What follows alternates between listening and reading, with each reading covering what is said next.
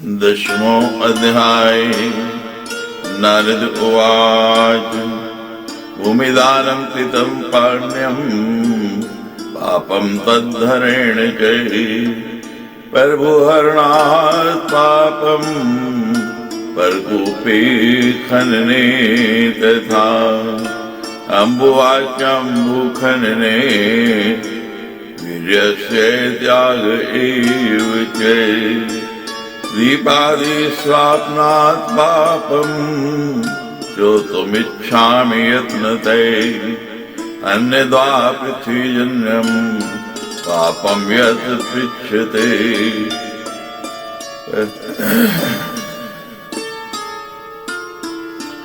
अन्यद्वा पृथ्वीजन्यं पापं यत् पृच्छते परं यदस्ति तत्प्रीतिकारं वदवेद्विदां वन।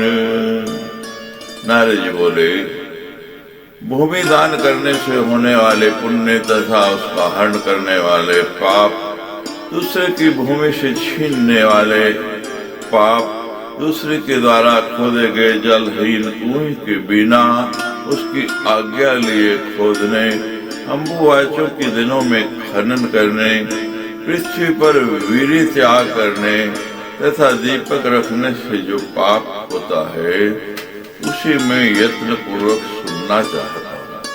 हे वेद वेदाहों में श्रेष्ठ, मेरे पूछने के अतिरिक्त अन्य जो भी पृथ्वी संबंधी पाप हों उसी तथा उसका निकरण करने का उपाय बताए।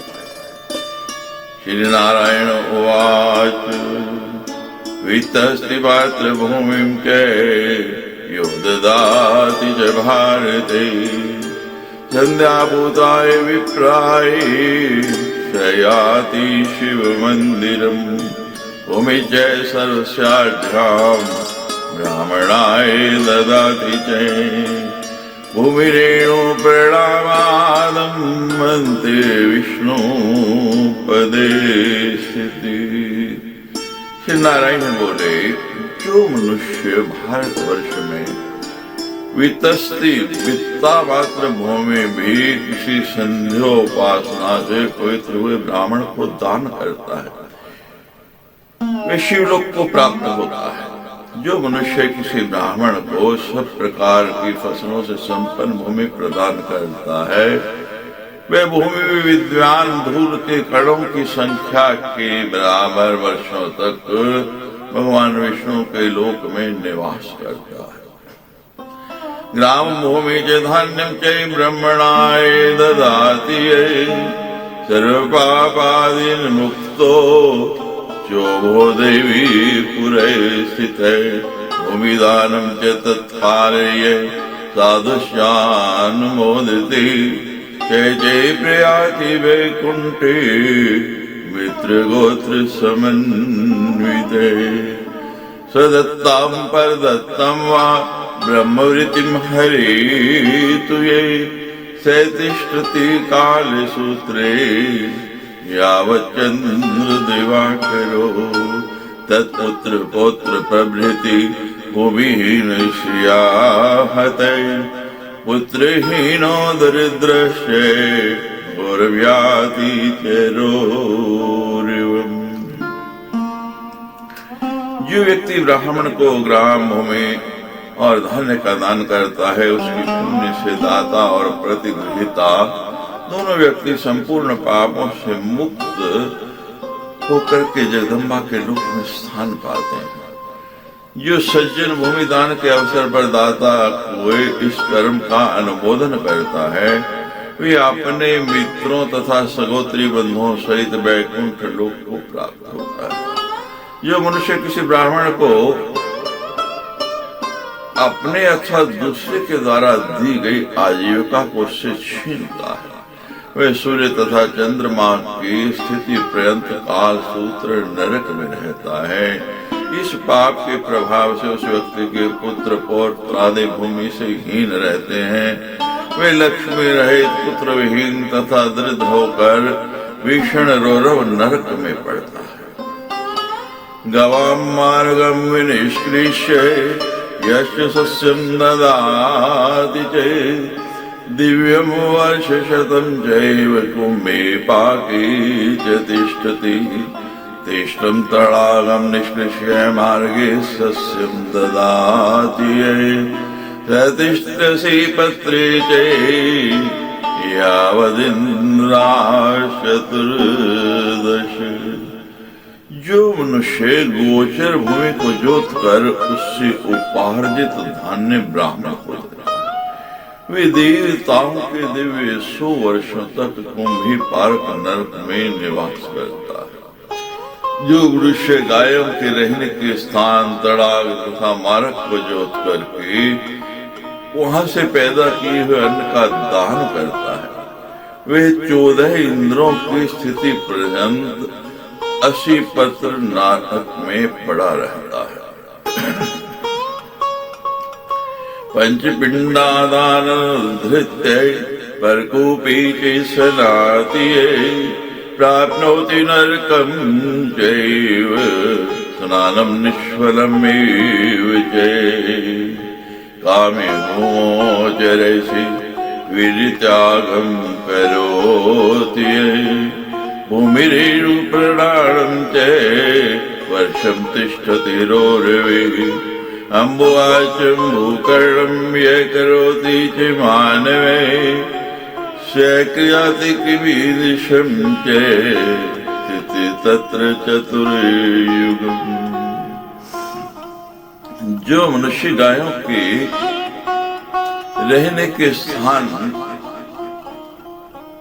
कुएं तड़ाग आदि में से 5 मृतिका पिंडों को निकाले बिना ही उसमें स्नान करता है, वह नरक प्राप्त करता है और उसका स्नान भी निष्फल होता है।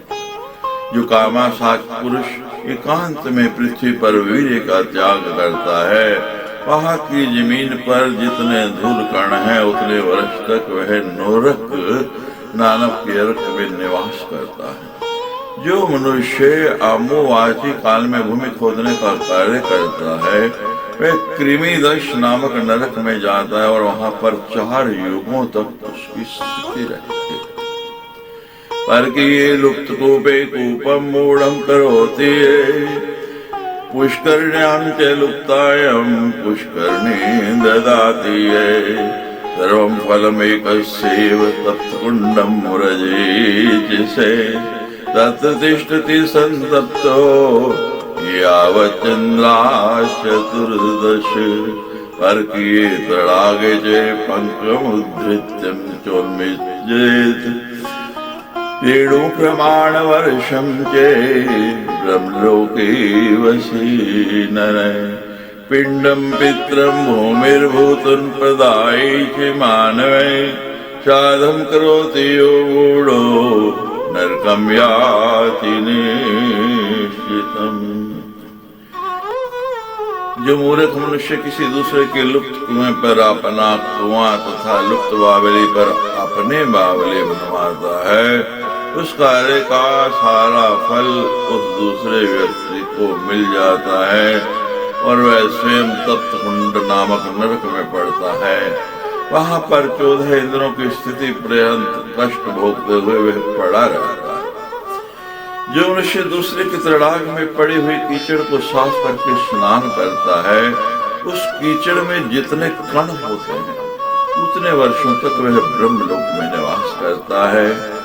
जो मूर्ख मनुष्य भूमिपति के पितर को पिंडदान किए बिना श्राद्ध करता है, वह अवश्य ही नरक भूमोदीपम यो पर्जति स च चान्धः सप्त जन्मसु भूमो शंखं च संस्थाप्य उष्णं जन्मान्तरे लभेत्। मुक्तां माणिक्य हीरो च स्वर्णं च मणिं तथा पंच संस्थाप्य दिवमुमो च अंधः सप्त जन्मसु। जो व्यक्ति भूमि पर दीपक रखता है वह 7 जन्मों तक अंधा रहता है, और जो भूमि पर शंख रखता है वह दूसरे जन्म में कुष्ठ रोग से ग्रसित होता है। जो मनुष्य मोती, माणिक्य, हीरा, स्वर्ण तथा मणि इन 5 रत्नों को भूमि पर रखता है, वह भी 7 जन्मों तक अंधा रहता है। शिवलिंगम शिवामर्चम यश्चार्पयति भूतले शतं वन्वन्तरं यावत् कृमिभक्षे स तिष्ठति। शंखं यत्रं शिलोतोयं पुष्पं च तुलसीदलं यशात्पर्यति भूमो च स तिष्ठेर्नरके ध्रुवम्। जपमालां पुष्पमालां कर्पूरं रोचनं तथा यो मूढश्चार्पयेत् भूमो च याति नरकं ध्रुवम्। भूमो चन्दनकाष्ठं च रुद्राक्षं कुशमूलकं संस्थाप्य भूमो नरके वसेन मन्वन्तराधि। जो मनुष्य शिवलिंग, भगवती शिवा की प्रतिमा तथा शालग्राम शिखा को भूमि पर रखता है, वे 100 मनवंतर तक कृमि भक्ष नामक नरक में वास करता है। जो शंख, यंत्र, शालग्राम शिला का जल, पुष्प और तुलसी दल को भूमि पर रखता है, वह निश्चित रूप से नरक में वास करता है। जो बंद बुद्धि मनुष्य जपमाला, पुष्पमाला, कपूर तथा गोरोचन को भूमि पर रखता है, वह निश्चित रूप से नरकगामी होता है। चंदन, काष्ठ, रुद्राक्ष और पुष्प की जड़ जमीन पर रखने वाला मनुष्य 1 मनवंतर तक नरक में वास करता है। पुस्तकम यज्ञ सूत्रम चे ओमो संस्थापि नरे न भेद प्रियो नो चे तस्य जन्मांतरे जने ब्रह्महत्या समं पापमिहि वै लभते ध्रुवम्। ग्रंथियुक्यं यज्ञसूत्रं पूज्यं च सुरवर्णके यज्ञं कृत्वा तु यो भूमिं हिरण्यैः सिञ्चति स याति तप्तभूमं च सतप्ते 7 जन्मसु। जो मनुष्य पुस्तक तथा यज्ञोपवीत भूमि पर रखता है, वह निश्चित रूप से इस लोक में ब्रह्म हत्या के समान पाप का भागी होता है। जो मनुष्य यज्ञ करके यज्ञ भूमि को दूध से नहीं सींचता है, वे 7 जन्मों तक कष्ट भोगता हुआ तप्त भूमि नामक नरक में वास करता है। भूकंपे ग्रहिणे यो हि करोति खन्नं भुवै जन्मांतरी महापापो यंहीनो भवेद् ध्रुवम्। भवनं यत्र सर्वेषां भूमितेन प्रकीर्तिता काशापि कश्यपेयस्य अचला स्थिररूपते विश्वम्राधारणा च अनन्तानन्त स्वरूपते पृथ्वी पृथु कन्याद्वाद्वे स्त्रीत्वान् महामुने। जो मनुष्य भूकंप तथा ग्रहण के अवसर पर भूमि को खोदता है, वह महापापी जन्मांतर में निश्चित रूप से अंगहीन होता है। ये महामुने, इस धरती के सभी लोगों के भवन हैं, इसलिए यह भूमि कश्यप की पुत्री होने के कारण काश्यपी, स्थिर रूप से रहने के कारण अचला, विश्व को धारण करने से विश्वम्भरा, अनंत रूपों वाली होने के कारण अनंता और पृथु की कन्या होने अथवा सर्वत्र फैले रहने के कारण पृथ्वी कही गई है। इति श्रीमद्देवी भागवते महापुराणे अष्टादशसहस्रम संहितायां 9वें स्कंधे पृथोपाख्याने नरकफल प्राप्ति वर्णन नाम 10वां अध्याय। सच्चे दरबार की जय।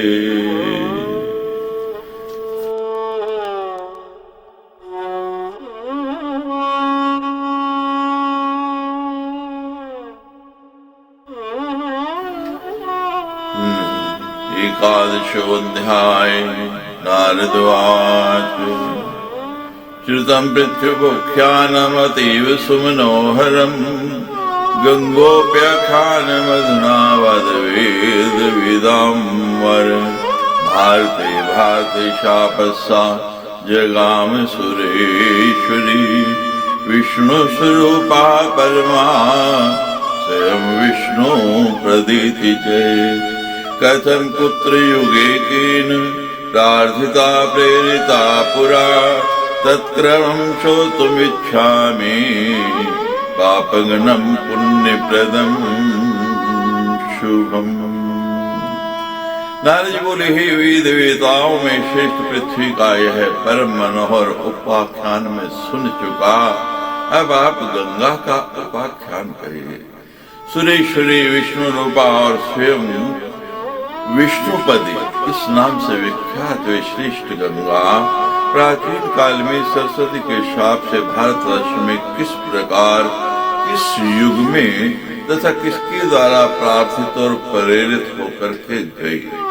मैं इस पाप नाशक पुण्यप्रद तथा मंगलकारी प्रसंग को क्रम से सुनना चाहता हूँ।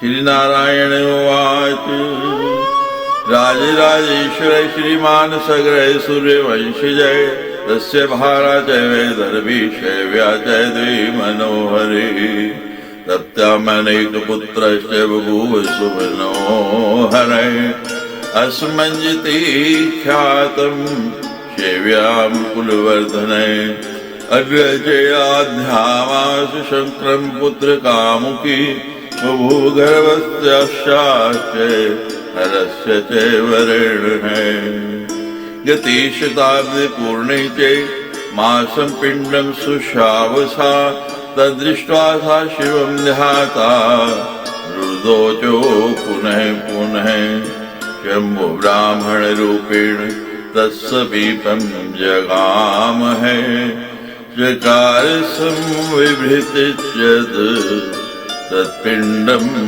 षष्टिसहस्रधा। श्री नारायण बोले, हे नारद, राजराजेश्वर श्रीमान सगर सूर्यवंशी राजा हो चुके। विदर्भी तथा शैवी नामों वाली उनकी दो मनोहर भार्याएं थी। उनकी शैवी नामक पत्नी से अत्यंत सुंदर तथा उनके कुल की वृद्धि करने वाला एक पुत्र उत्पन्न हुआ जो असमंज इस नाम से विख्यात हुआ।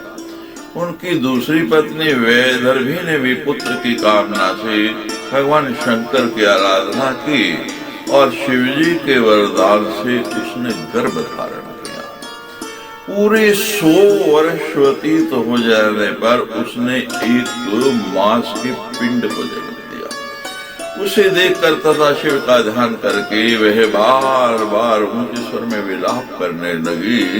तब भगवान शंकर ब्राह्मण का रूप धारण कर उसके पास गए और उन्होंने उस मांस पिंड को बराबर 60,000 टुकड़ों में विभक्त कर दिया। ये सभी टुकड़े पुत्र रूप में हो गए। वे महान बल तथा पराक्रम से संपन्न थे। उनके शरीर की कांति ग्रीष्म ऋतु के मध्यकालीन सूर्य की प्रभा को भी तिरस्कृत करने वाली। सर्वे बभूव पुत्राश्च महाबल पराक्रमा ग्रीष्म मध्याह्न मार्तंड प्रभा मुष्ट कलेवरा कपिलस्य मुने शापाद भुवर भस्मा साचते राजारोतच्छुत्वा जगाम गहने वने तपश्चकारास्मञ्जसु गंगानयन कारणात् लक्ष्वर तपस्तप्ता ममार काल योगते। कपिल मुनि की शाप से वे सभी जलकर भस्म हो गए। ये समाचार सुनकर के राजा सगर बहुत रोए और वे घोर जंगल में चल गए। तदनंतर उनके पुत्र असमंज गंगा को लाने के निमित्त तपस्या करने लगे। इस प्रकार 1,00,000 वर्ष तक तप करने के पश्चात वे काल योग से मर गए। अंशवास तस्य तन्यो गंगानयन कारणात् तपे कृत्वा लक्षवर्षम् ममार कालयोगदय भागीरथस्य पुत्रो भागवते सुधोय वैष्णवी विष्णुभक्तश्च गुणान् अजरामरे तपे कृत्वा लक्षवर्षम् गंगानयन कारणत् ददश कृष्णं ग्रीष्मस्त सूर्यकोटि समप्रभम् द्विभुजं मुरलीहस्तं किशोरं गोपवेशिनं गोपाली सुंदरी रूपं भक्ता अनुग्रहकार रूपिणीं स्वेच्छामयं परं ब्रह्म परिपूर्णतं प्रभु ब्रह्मा विष्णु शिवाद्यश्च सुतं मुनि गणरुत्तमं निर्लिप्तं साक्षि रूपं च निर्गुणं प्रकृति परम् ईशदासि प्रसन्नास्यं भक्तानुग्रहकारणं विहिनी शुद्धां शुकाधनं रत्नभूषणभूषितं तुष्टा दृष्ट्वा नृपति रमणं मे च पुनः पुनः लीलया च वरं प्राप्त वाञ्छितं वंशधारणं कृत्वा च स्तवनं दिव्यं पुलाङ्कित विग्रहे। वे असमंज के पुत्र अंशुमान वे गंगा को पृथ्वी पर ले आने के उद्देश्य से 1 लाख वर्ष तप करने के उपरांत कालयोग से मृत्यु को प्राप्त हो गए। अंशुमन के पुत्र भगीरथ थे। वे भगवान के परम भक्त विद्वान विष्णु के भक्त गुणवान अजर अमर तथा वैष्णव थे।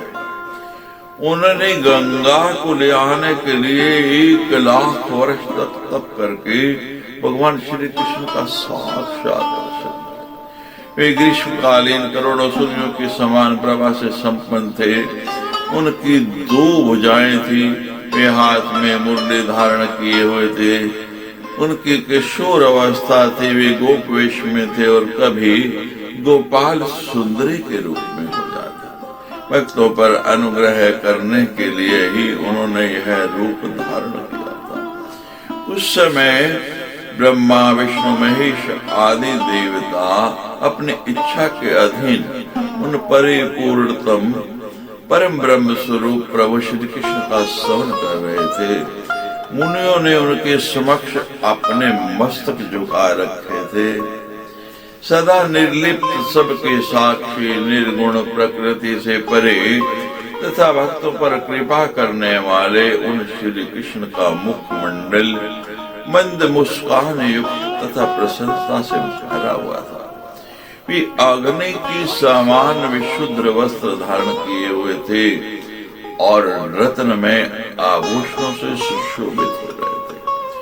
इसी स्वरूप वाले भगवान कृष्ण को देखकर राजा भगीरथ बार बार प्रणाम करके उनकी स्तुति करने लगे।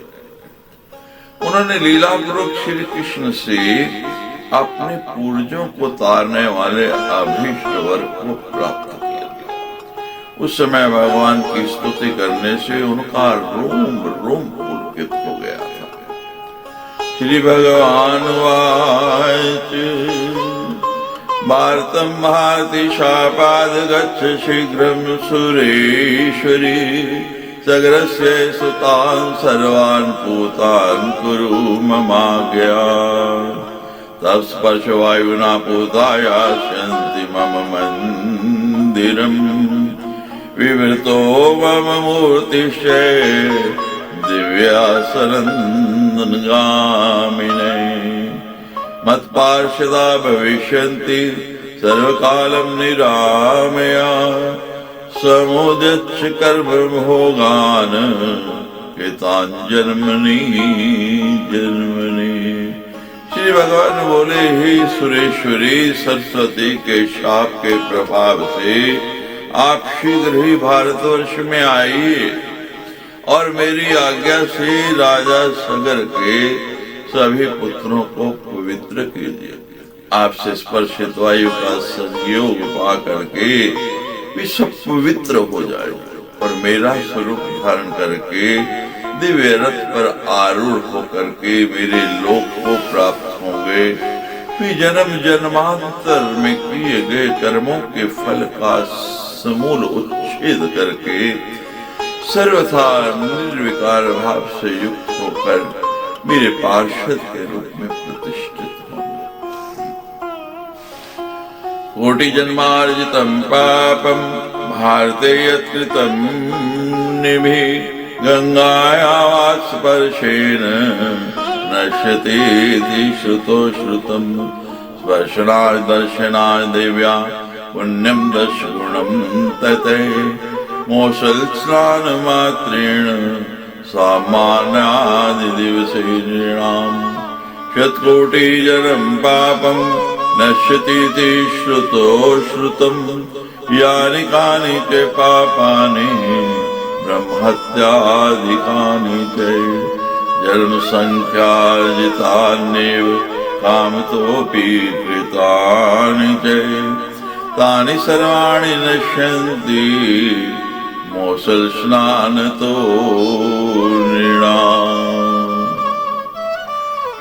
पुण्याः स्नानते पुण्यम् वेदानैव वदन्ति चेत् किञ्चित् ददन्ति ते विप्र फलमेव यथागमम् ब्रह्मा विष्णु शिवाद्याश्च सर्वं नैव वदन्ति चेत् सामान्ये दिवसनान् संकल्पं शृणु सुंदरी। श्रुति में ऐसा कहा गया है कि भारतवर्ष में मनुष्यों के द्वारा करोड़ों जन्मों में किए गए दुष्कर्म के परिणाम स्वरूप जो भी पाप संचित रहे वे गंगा की वायु की स्पर्श मात्र से नष्ट हो जाता है। गंगा के स्पर्श और दर्शन की अपेक्षा 10 गुना पुण्य गंगा में मौसल स्नान करने से प्राप्त होता है। गंगा को प्रणाम करके प्रवेश करें और निश्चेष्ट होकर अर्थात बिना हाथ पैर हिलाए शांत भाव से स्नान करने इसे ही मौसल स्नान कहते हैं। यही मौसल स्नान है। ही विप्र, ही नारद, पुण्यप्रद दिनों में गंगा स्नान से होने वाले पुण्य का वर्णन तो वेद भी नहीं कर सकते। आगम शास्त्र के जो विद्वान हैं वे आगमों में प्रतिपादित कुछ कुछ फल बताते हैं। ब्रह्मा विष्णु शिवादि देवता भी पुण्यप्रद दिनों की स्नान का संपूर्ण फल नहीं बता सकते। हे सुंदरी, अब सामान्य दिवसों में संकल्प पूर्वक किए गए स्नान का फल सुनो। साधारण दिवस के संकल्प पूर्व स्नान का पुण्य मौसल स्नान से 10 गुना अधिक। इससे भी 30 गुना पुण्य सूर्य संक्रांति के दिन स्नान करने से होता है। आमायं चापि तत्तुल्यं द्विगुणं दक्षिणायने ततो 10 गुणं पुण्यं नराणामुत्तरायणे चातुर्मास्यं पौर्णमास्यम् अनन्तं पुण्यमेव च अक्षयायं च तत्तुल्यं जयद्वेदे निरूपितम्। अमावस्या तिथि को भी स्नान करने से उसी सूर्य संक्रांति के स्नान के समान पुण्य प्राप्त होता है। किंतु दक्षिणायन में गंगा स्नान करने से उसका दूना और उत्तरायण में गंगा स्नान करने से मनुष्यों को उससे भी 10 गुना पुण्य प्राप्त होता है। चातुर्मास तथा पूर्णिमा के अवसर पर स्नान करने से अनंत पुण्य प्राप्त होता है। अक्षय तृतीया के दिन स्नान करने से भी उसी के समान पुण्य प्राप्त होता है, ऐसा वेद में कहा गया है। असंख्य पुण्य फलदम देशु स्नानदानकानकम सामान्यादि दिवस स्नानाद दानाच्चतुर्गुणम फलम। इन विशेष पर्वों पर किए गए स्नान तथा दान असंख्य पुण्य फल प्रदान करते हैं। इन पर्वों पर किए गए स्नान दान का फल सामान्य दिवसों में किए गए स्नान तथा दान की अपेक्षा 100 गुना अधिक होता है। मनवंतराद्यायाम तिथो युगाद्याम तथैव च माघस्य सित सप्तम्यम कृष्णामष्टम्यम तथैव च अथापि शोकाष्टम्यम च नवम्यम च तथा हरे ततोपि द्विगुणं पुण्यम नंदायम च दुर्लभम। दशहरा दशम्यां तो युगाद्यादि समं फलम नंदासमं चैवारुण्यम महत पूर्वे चतुर्गुणम ततश्चतुर्गुणं पुण्यम द्विमहेत पूर्वके सति पुण्यम कोटिगुणं चैव सामान्य स्नान्तो अपीयत। चंद्रोपराग समय सूर्य 10 गुणं ततै पुण्यमर्धोदय काले ततै शतगुणं फलम्। मनवंतरादि तथा युगादि तिथियों माघ शुक्ल सप्तमी, भीष्म अष्टमी, अशोक अष्टमी, रामनवमी तथा नंदा तिथि को दुर्लभ गंगा स्नान करने पर उससे भी दुगना फल मिलता है। गंगा दशहरा की 10वीं तिथि को स्नान करने से युगादि तिथियों के तुल्य और वारुणी पर्व पर स्नान करने से नंदा तिथि के तुल्य फल प्राप्त होता है। महावारुणी आदि पर्वों पर स्नान करने से उससे 4 गुना पुण्य प्राप्त होता है। महावारुणी पर्व पर स्नान करने से उससे भी 4 गुना और सामान्य स्नान की अपेक्षा करोड़ों गुना पुण्य प्राप्त होता है। चंद्र ग्रहण तथा सूर्य ग्रहण के अवसर पर स्नान करने पर उससे भी 100 गुना फल मिलता है। अर्धोदय काल में स्नान करने में उससे भी 100 गुना फल मिलता है। गंगा और भागीरथ के समक्ष ऐसा कहकर देवेश्वर हरि चुप हो गए। इत्युक्त्वा देवेशो विरामतयो पुरे तमोवाच ततो गंगा भक्ति नम्रात्मकंधर। भगवान श्री हरि चुप हो गए। तब गंगा भक्ति भाव से अपना मस्तक झुका करके कहने लगे, गंगोवाच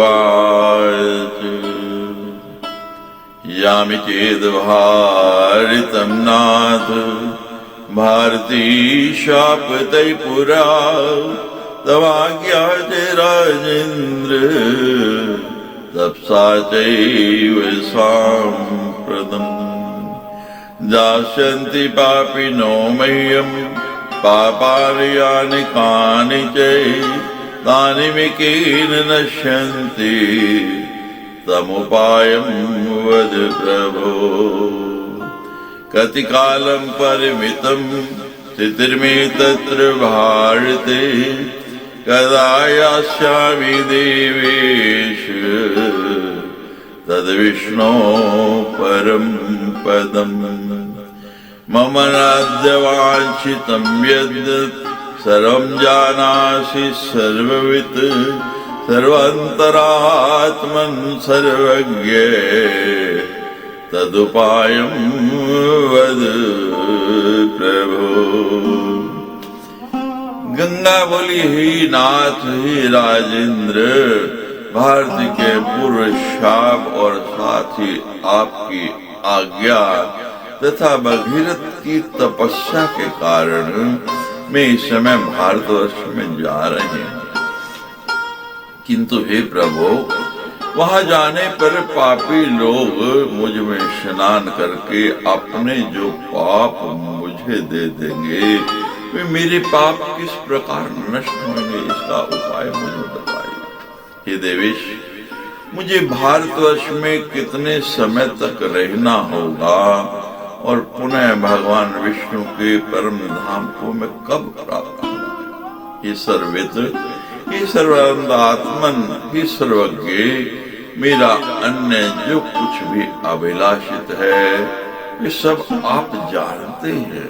अतः हे प्रभु, मेरे उन अभीष्टों के पूर्ण होने का उपाय भी बता दीजिए। श्री भगवान वाच, जानामि वाञ्छितं गंगे तव सर्वं सुरेश्वरी, पतितस्ते तव रूपाया लवणोदो भविष्यति। श्री भगवान बोले, हे गंगे, हे सुरेश्वरी, मैं तुम्हारी समस्त इच्छाओं को जानता हूँ। वहाँ भारतवर्ष में लवण समुद्र नदी स्वरूपणे तुम्हारे पति होंगे, वे मेरे ही अंश से हैं। सेमवांश स्वरूपा च तम च लक्ष्मी स्वरूपिणी, विदग्धाया विदग्धेन संगमो गुणवान् भुवि, यावत् सन्ति नद्यश्च भारत्याद्याश भारती, सुभाग्यतं चेता स्वैव लवणोदस्य सोरते। अद्य प्रभृति देवेशि कले पंचसहस्रकं, वर्षे स्थितस्ते भारत्या शापिन भारते भुवि, नित्यं तं दिनासाधं कनिष्यसि रहोरतिं, तमेव रसिका देवी रसिकेन्द्रेण संयुता।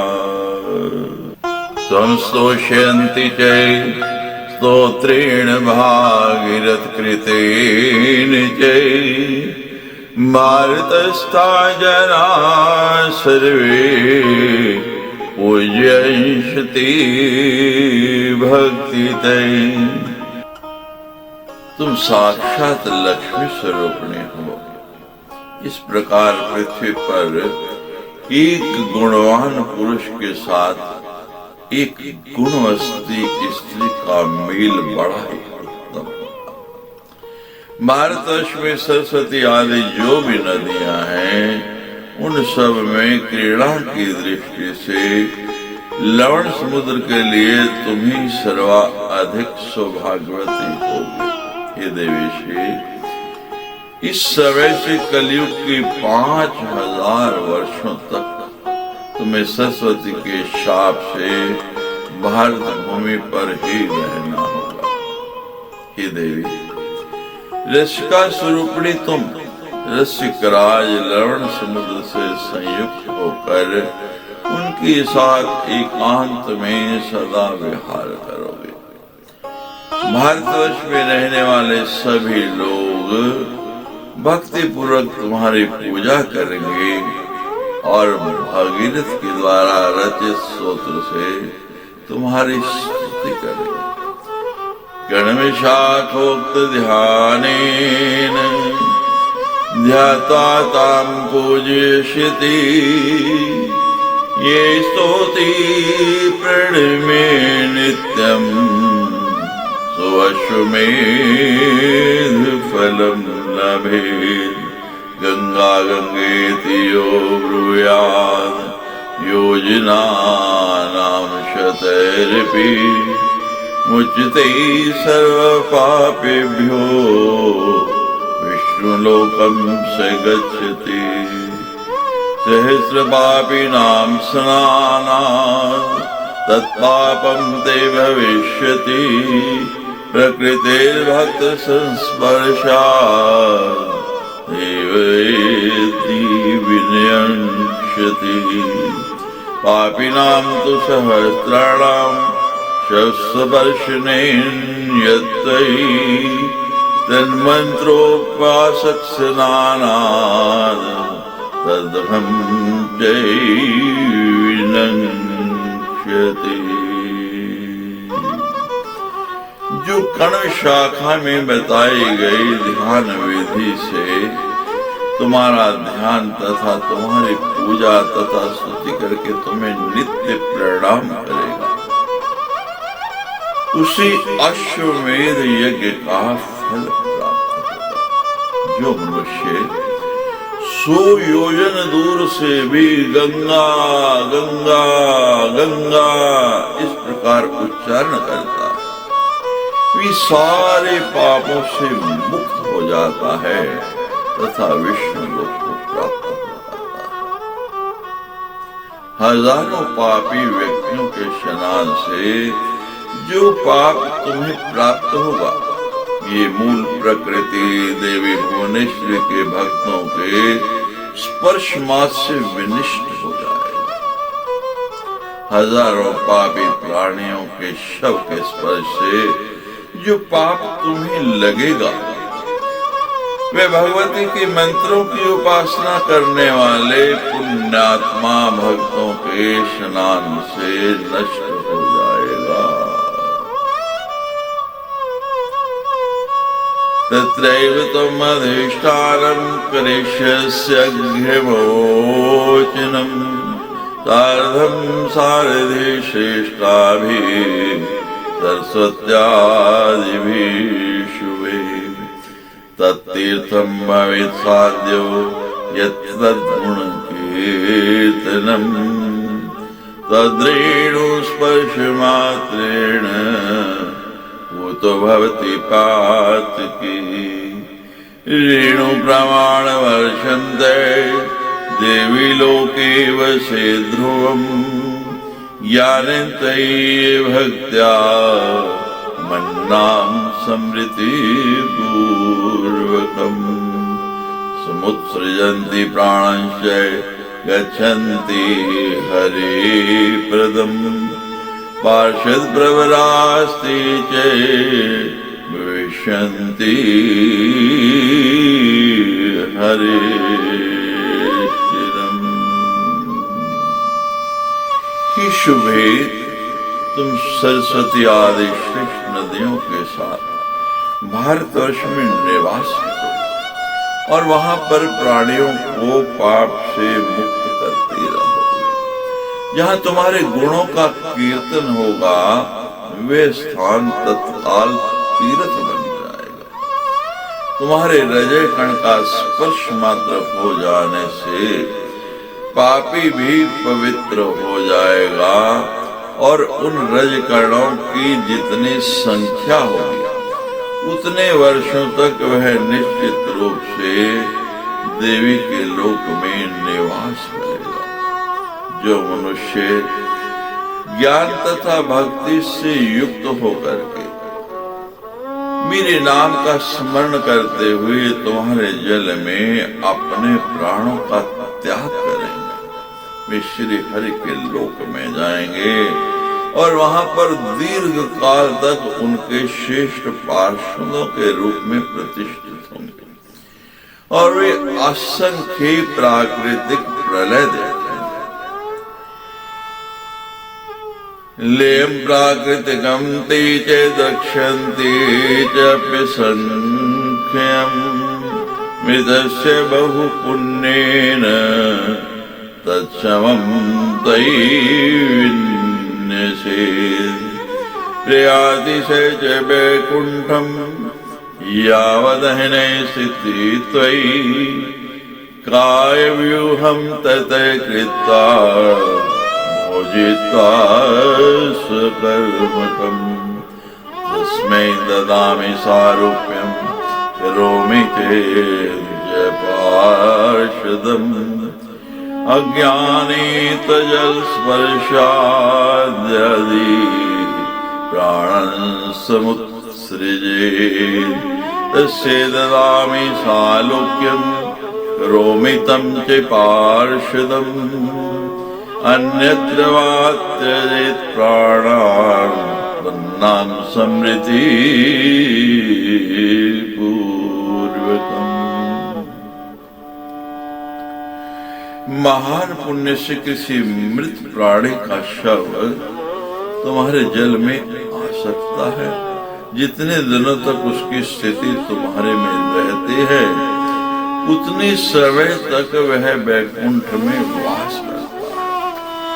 तदनंतर जब वह अनेक शरीर धारण करके अपने कर्मों का फल भोग चुका होता है तब मैं उसे सारूप्य मुक्ति देता हूँ और उसे अपना पार्षद भी बना देता हूँ।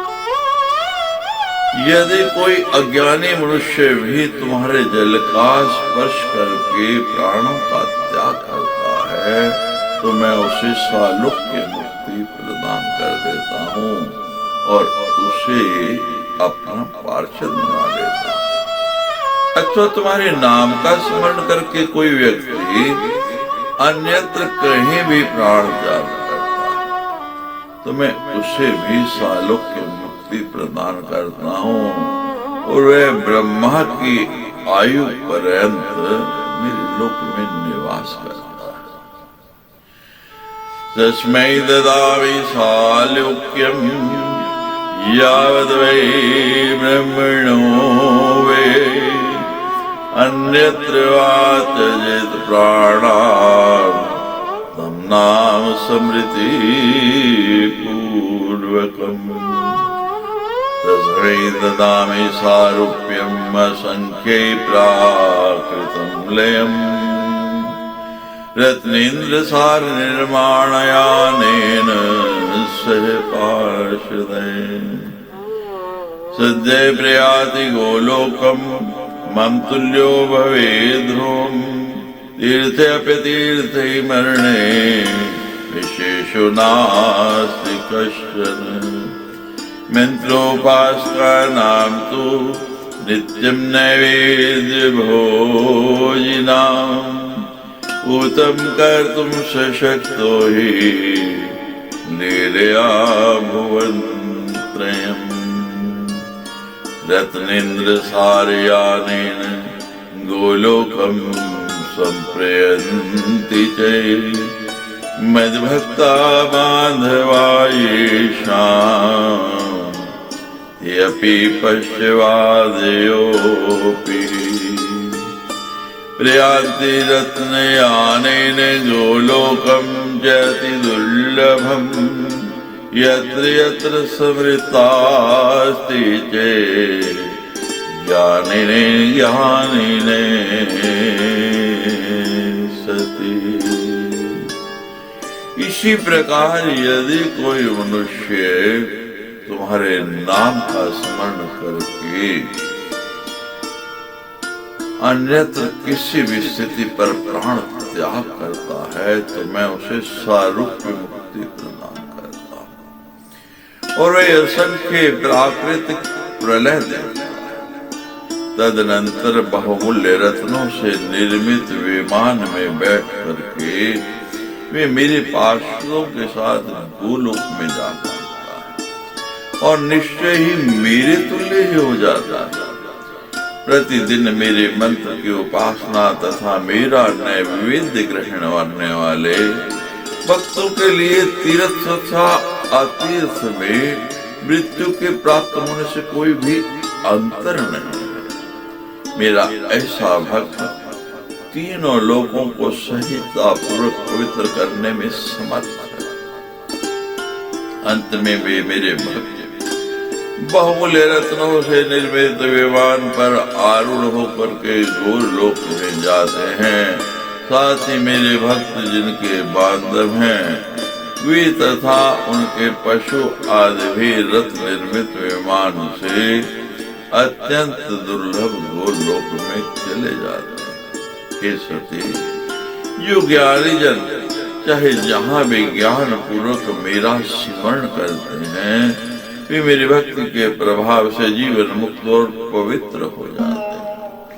जीवन मुक्ता ते पूता मद्भक्ति समिधान इत्युक्ता श्री हरतांच प्रत्युवाच भगीरथम सुते गंगामिमं भक्त्या पूजं च पुरुषां प्रदम् भागीरस्तां तुष्टाव पूज्यामास भक्तिदे कोतुक्तो वेदेन ध्यानेन स्तोत्रेणपि पुनः पुनः प्रणनाम च श्री कृष्णं परमात्मनं ईश्वरम्।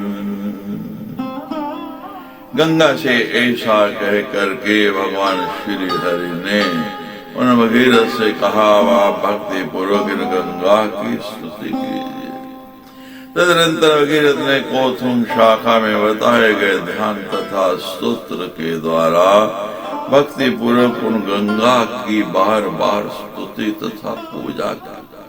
इसके बाद भगीरथ तथा गंगा ने परमेश्वर श्री कृष्ण को प्रणाम किया तथा वे प्रभु में अंतर्धान हो गए। भगीरथ च गंगा च स्वांतर्धानम चकार है। नारद उवाच केन ध्यानेन स्तोत्रेण केन पूजा क्रमेण च।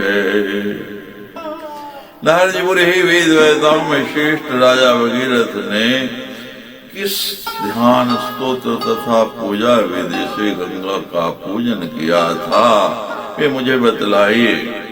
पूजम चकारम नृप्तिर्वद वेद वेदावरम।